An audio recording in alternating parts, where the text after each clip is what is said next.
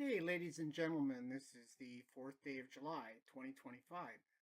I'm going to comment today about Sheila and the presentation at a council meeting. It looked like it was a group of people come together there.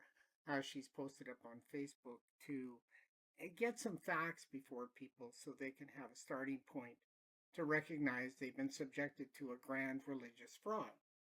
Now, without cutting to the chase of how this religious fraud took place, it leaves people starting in the middle rather than at the beginning, one side or the other. This side's the end, this side's the beginning. So if you start in the middle, it leaves people without a total grasp of how a religious fraud works. And the way a religious fraud works is when you get a fellow like Constantine coming along in 325 CE. Well, he existed before that, but he was faced with the prospect of attrition. He was losing out to the numbers of Christians that were multiplying in Rome, and he saw the future of how he didn't do something about it as his Roman soldiers were converting to Christianity, that pretty soon Rome would fall. So Constantine, approaching his financial advisors, which were the same people that put Christ up on a cross, came to the conclusion, if you can't beat him, join him. If you're getting run out of town, get ahead of the crowd and make it look like a parade. So he called for the Council of Nicaea to decide whether Christ was God or whether Christ was the Son of God, because there was two points of view, one taught by the Bishop of Alexandria that Christ was God, and the other taught by Arius that Christ was the Son of God.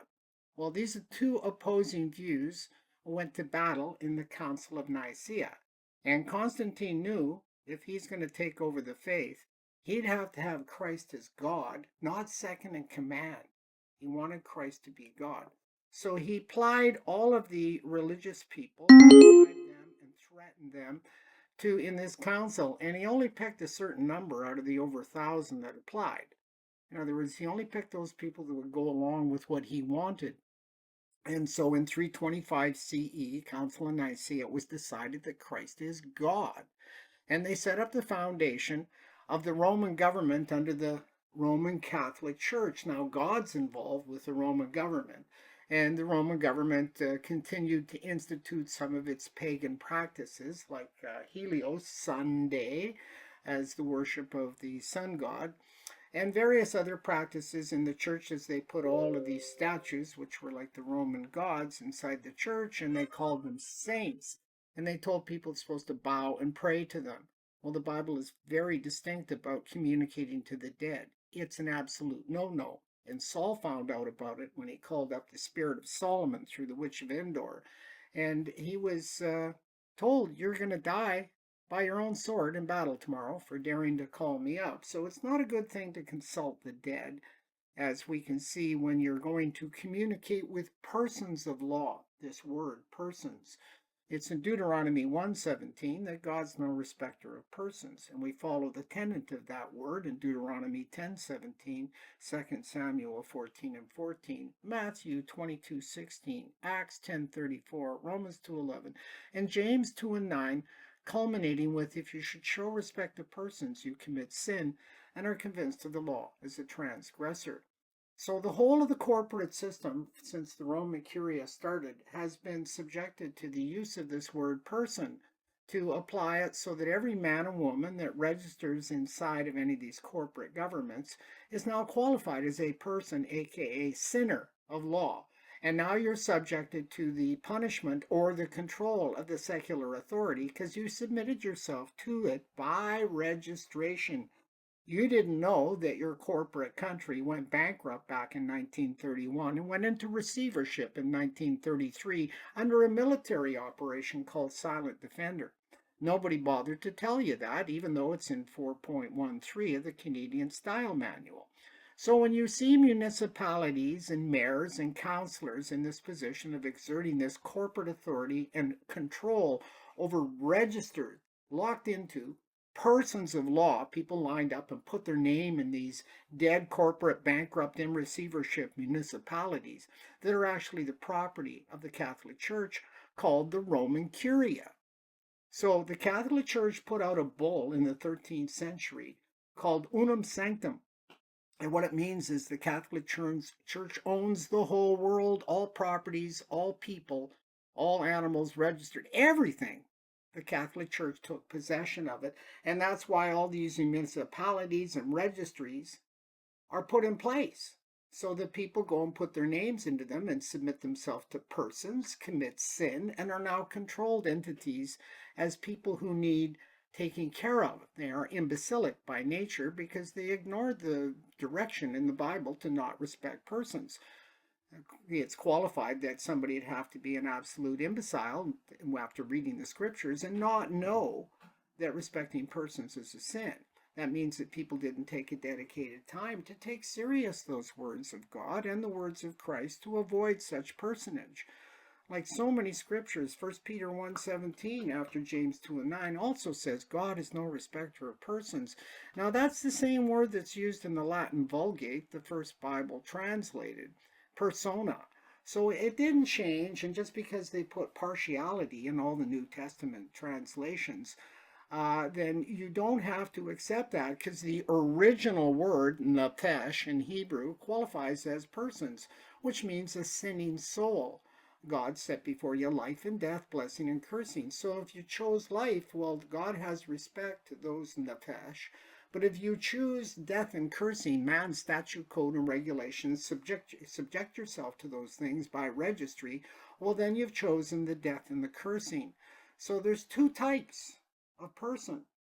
There's the one that's blessed by God, the living soul, and then there's one that's cursed by God for his bad choices of submitting to secular code. These registries cannot be forced upon a man or a woman once you confess your sin. Here it comes. Without a confession, all the words and standing up on a podium in the world are, and awaken people a little bit. But if you don't tell them you have to confess your sin, you allowed yourself to be registered inside this dead corporation engaged in necrophilia. That's lover of the dead.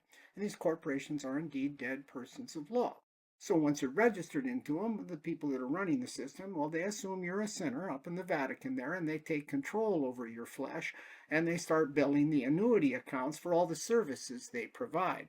Now, I've posted into various rooms copies of QSIP searches, which are the United States Securities Exchange method of doing a search on a particular entity that's within the system and has a number attached to a name. So birth certificates have a number, and when you put that number into a QSIP search, it comes back showing that you're worth billions of dollars. In one case, a fellow got it back $38 billion. His value of life is in his collective annuity account that's been collecting interest since he was born, 12.3% per annum annuities. I posted people the link to the Canadian Ownership Control Determination Act 1984 regulations, so people can have an edge on the truth and they can see what's going on. In this act, the Parliament put out exactly 49 years plus 7 days grace after the repeal of the gold and the receivership got locked in April 10th, 1933, by orders in council that's posted in the locksmith workshop room. All of this evidence put together provides you with an irrefutable story that you cannot be compelled to submit to persons or sin, or submit yourself to secular authorities that are listed as persons of law, as defined there in the Interpretation Act of Canada. It's also worthy of noting that all of the oaths that these so-called officials swore to God that they would be faithful and bear true allegiance to a woman or a man styled as defender of the faith are deficient. Every province across Canada has a fake oath. They've omitted the word do as required by the Federal Oaths of Allegiance Act and the words King of Canada. They're deficient in the fact that they did this intentionally since 1955 to acknowledge the fact that you can't have a valid oath to a fake oath monarch. That's because up on the United Kingdom's website, Coronation Commons, you can find SN 00435. SN00435. It's a listing of a document that tells you that the Queen took an invalid oath. She took an altered version of the oath without statutory authority. That's called a fake oath. We don't have laws like statutes to govern things if they're not enforceable, or, oh, well, we don't need that. We can just change the oath and we don't need to have statute impress upon us. The Act of Parliament, the Coronation Oath Act, was set in place in 1649, very specific about the words to be used, whereas the subsequent king, subsequent to the stock market crash, altered the words to the oath and took an invalid oath. And this was to avoid the liabilities that would be taken upon if you took a valid oath. Now you're totally bound in fiduciary duty, but if you took an invalid oath, it's just an offer to people, and if people submit to you, well, that's their own fault, and you hold no liability under the valid oath. So this fraud, this religious fraud, has been very articulate and layered over the centuries to ensure people are not going to catch on to these two words. If you don't know the John 15 and 16 offer to be ordained as Christ's minister, you're not going to figure out the Deuteronomy 30:19 offer of life and death, blessing and cursing, because the offer to be his minister is the life and the blessing. But if you adopt the world's person, this one here, if you adopt the world's person, well, now you're the sinner and you're cursed. Now, almost 100% of all men and women are registered inside the system as persons of law, and they are assumed as such no matter how articulate they are in their voice and study, if they have not done the walking, as Sheila suggested. To extract yourself from this system by confession, it's assumed you're a belligerent. Now, following Christ's agreement of Matthew 5:25, Matthew 18:15 through 20 is spectacularly beautiful in establishing the honor of these facts. And you can also establish that you're going to the place that started this, Catholic Church, for a confession. Since that was where the fraud started, the fraud ends when you go in and make your confession of your error, registering into these sinful corporate entities known as persons of law. So because of all the scriptures I provided, they're James 2 and 9 prevalent, that you are now conditionally immune, because the Latin Vulgate has the word persona in it, whereas the New Latin Version says partiality, and it's hard to make sense when you're not using the Latin Vulgate. This is binding on the Catholic Church and the priests, where you go in there to their confession booths. So I'm suggesting that those people that wish to understand that since this started with a Roman Catholic fraud, it will end there at the confession booth. For once the confession is received and the birth certificate is handed over to the priest, he's stuck with handing it to the archbishop. Well, that's got to go up to the Vatican now, and they have to do an audit of the account, because they can't hold you in perpetuity when you're pointing to the motu proprio from 2013, set up by the Pope as a fail-safe liability, ceasing the liability issue of him, because prior to that, there have been Roman Curia officials, judges, and officers of the Roman Curia that have been violating God's law and intimidating other men and women to violate God's law. They did that to me in 2011, and 7 judges got disqualified. In 2012, they smeared me with a vicious effort, Medes versus Medes, lying about me and deceiving the world about my purpose and intent. In 2013, the Pope, after being notified there was a risk management meeting that every judge in Alberta had to attend, the meeting was about me and those 7 judges getting disqualified. That notice went right up to the Roman Curia and the Vatican, and they had to put out a disclaimer. That's what the motu proprio is from 2013, disclaiming the church's participation in any intimidation, nuisance, or obstruction of anybody by the Roman Curia officials. That would mean judges and administrators of the Roman Curia, municipalities, all the courts, etc., are part of the Roman Curia. This isn't some theory. This is factual evidence by the registrations.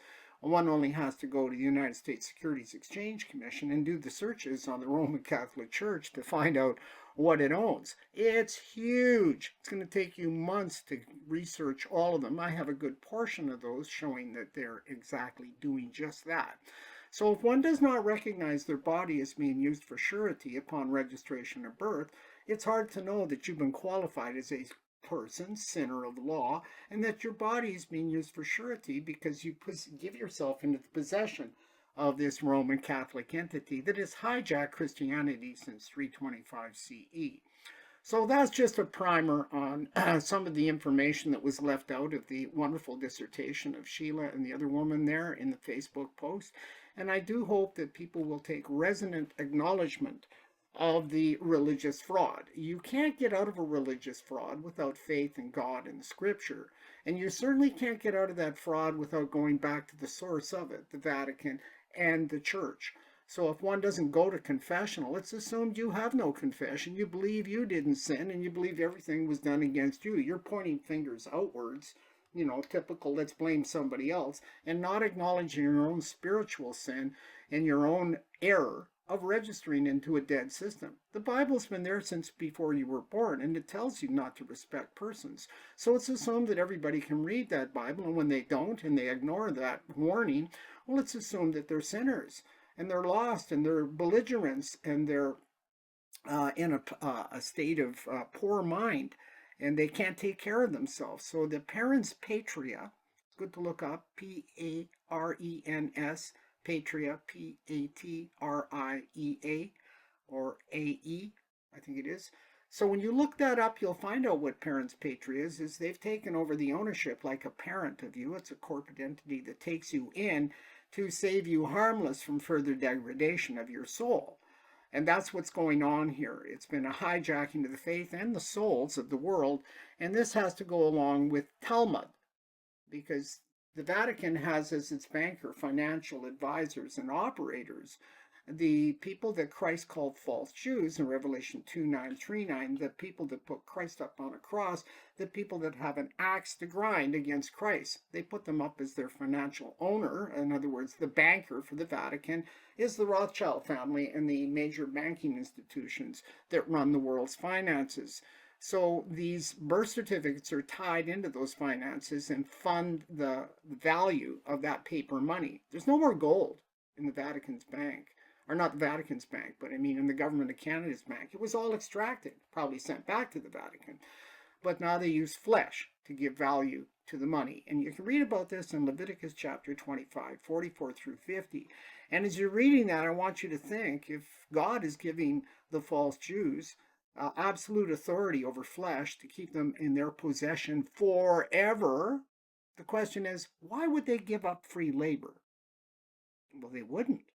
So that's why still today, some 16 centuries later, we're still held in servitude because none of us have come out of this Babylonian slave camp by confession. Instead, we go argue and point fingers. External, it's all your fault, you defrauded us, you lied to us. Well, that's all external, pointing outwards. It's got to be inwards. One must confess that we participated in this sin, we consented to it, and we profited from that sin. So when one confesses in sincerity and in humble observation of the gravity of this sin, necrophilia, you're in bed with a dead corporate prostitute. Well, one now has an opportunity to come out more well-informed than you're going to get at a municipal meeting. Why I wasn't consulted, I'm not sure. Sheila knows I am probably the foremost authority on this in the world, aside from the Jewish rabbis that trained me. That's right. I had rabbis train me when I lived in Beverly Hills back in 1977-78. I lived there for a full year, and I got taken into the Jewish synagogue there, which was Talmud followers. And when I say Beverly Hills, I don't mean in the suburbs. I mean in the hills. That's where I lived. It was a very affluent lifestyle. I was told if I want something, don't ask how much it is, just get it. And it would be paid for. In other words, they were paying for everything I wanted. Suits, clothing, food. It was just incredible, the family that I got taken into. So that opened up my eyes an awful lot and allowed me to see through the Roman Catholic fraud, because the rabbis actually bragged about how they deceived the whole world and hijacked Christianity, and they used this word, one word, person. So I got educated there back in 1977-78, way above what any other Gentile would have been exposed to, because I lied. I said I was Jewish so I could marry this woman, because according to their rules, I couldn't marry her if I was a non-Jew, a Gentile. So I lied. I was 24 years old, and they believed me. They actually made me drop my pants to make sure that I was Jewish. So having this kind of knowledge in your repertoire of information is essential, for without it, you're not going to be able to see the source of the religious fraud, the basis of it, and the basic weakness that it has of your confession. So I thank you so much for your time. May